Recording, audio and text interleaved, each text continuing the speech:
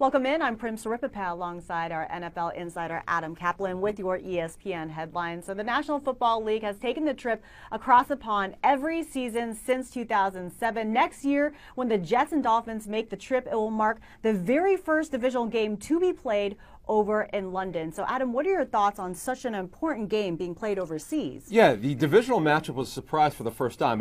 No one saw this coming. A little bit of a surprise. You've got 3 games this year.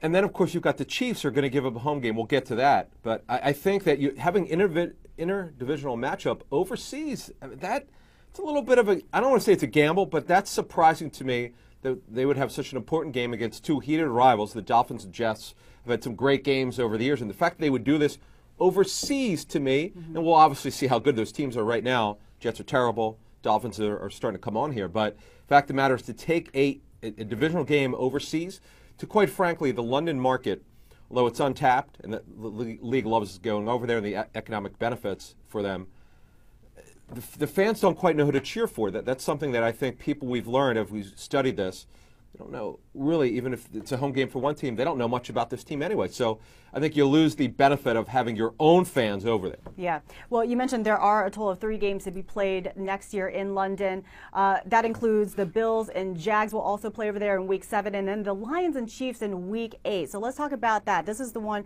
that stands out to me, the Chiefs. What's your reaction to that? Well, first of all, the Lions just played there. Of course, the Falcons game, which went down to the wire, that turned out to be a great game. But the Chiefs giving up a home game, they have probably the second best home field advantage. The Seattle Seahawks have the best.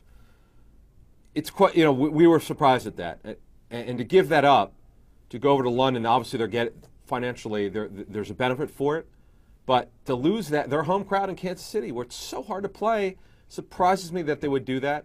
And if I'm a Chief fan, I am up in arms to do this. Because now you have to go over to London. If you want to see your team, you've got to pay for it. And there's hotels and flights, meals, a couple $1,000. If you want to go over there, you're going to be out for it if you want to go see your team play just for one game. So the thought process is they're obviously getting something in return for that. I know you guys are going to dissect that on NFL Insiders. Be sure to check that out at 3 p.m. Eastern. For Adam Caplan, I'm Prim Saripapat with your ESPN Headline.